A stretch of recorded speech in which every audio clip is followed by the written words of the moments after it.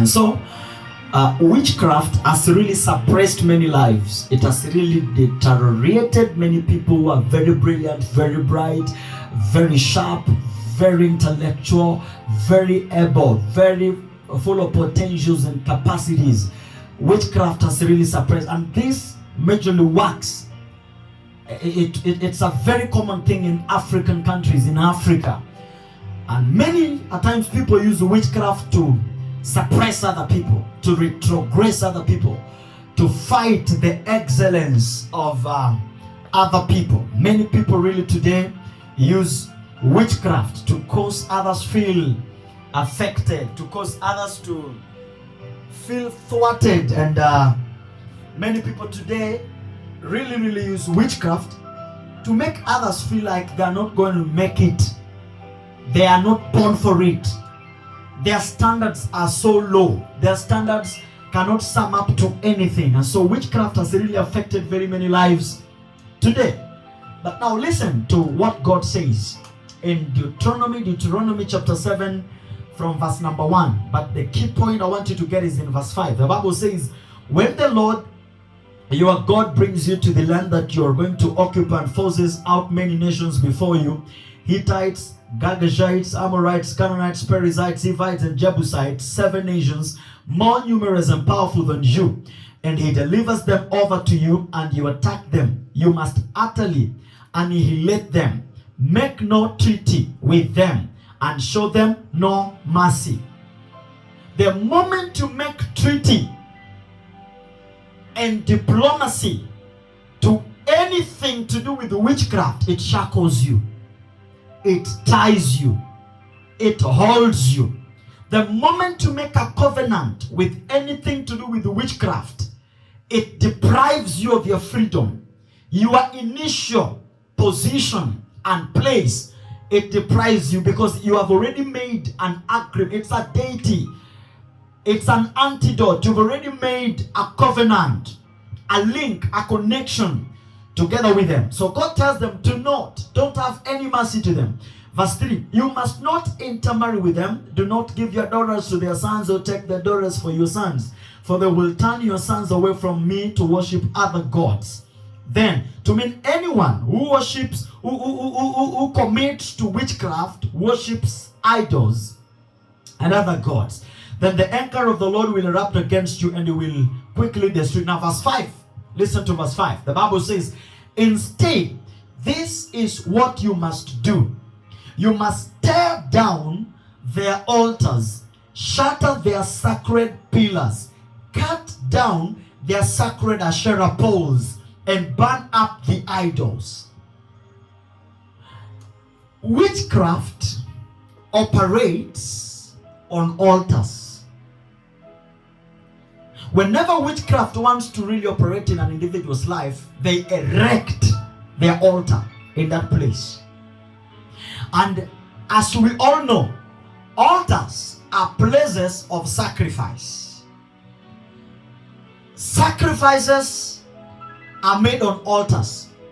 So you can find your great-grandfather made an altar for witchcraft and started an altar for witchcraft years before you were born. In fact, maybe even your great-great-grandfather. Now, over time, in a particular lineage, because altars have to be used for sacrifice, children are born. Children's children are born. They are not aware of what the grandfather did. That is why the Bible says in Ezekiel chapter 18 that the fathers ate sour grapes and their children are the ones now their teeth are set at age. What happens here is that an altar was erected, an altar was made. But after the making of the altar, the people who are making sacrifices, that is why every time when a witch doctor, a sorcerer, a wizard wants to do some incantations or enchantments or cast a spell, they shed blood. They shed blood. They can use a hen, a cock. They can use a goat or a ram. They can use even cows. And many a times they will do weird things. I've heard witch doctors who even removes the skin of a ram without cutting its neck. They don't slaughter it. They just remove the skin. They unskin. Even a goat.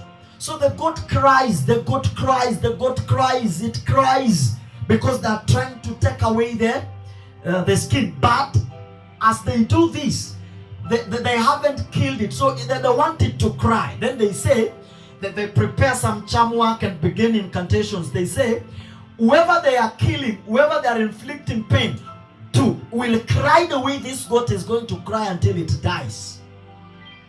So they make incantations as they cast the spells. Some will even prepare concoctions.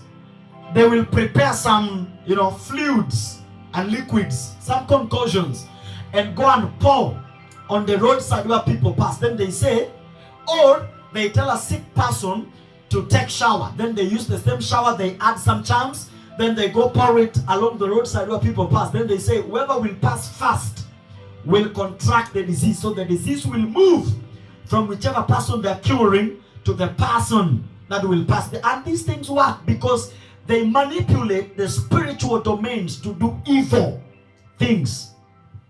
Now, when witchcraft wants to operate, they must erect altars. And on altars, blood must be shed. So the stronger the blood, the stronger the witchcraft.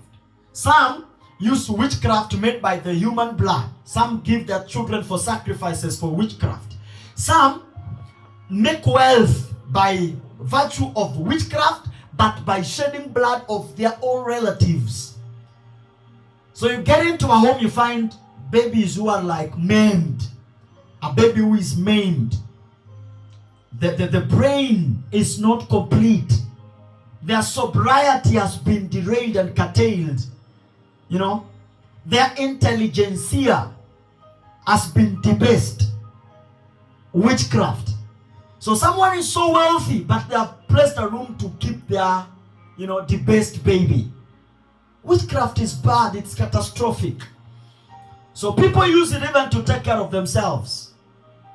Some people, witch doctors have given them things to tie around their waists. Some have even got necklaces and even earrings that have been made and manufactured by witch doctors. Some are told, you just get hold of this necklace, you say this 7 times, then you do anything you want to do. You manipulate people's mind the way you want to do it.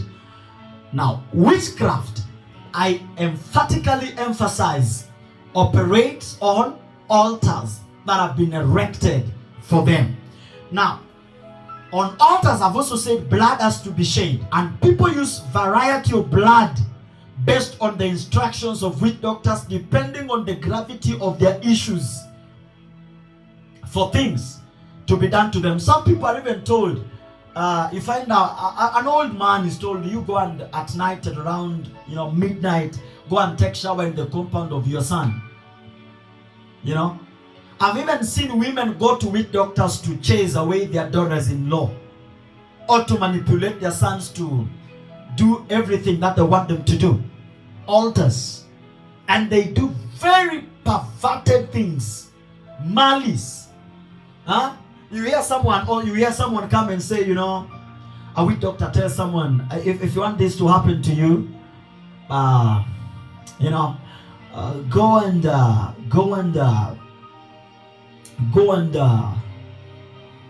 even some are even told, go and bring a green hen, because they know there's nowhere you get a green hen. Some witch doctors even have got big snakes, so the snake coils around you, and as it coils around you, you get strength.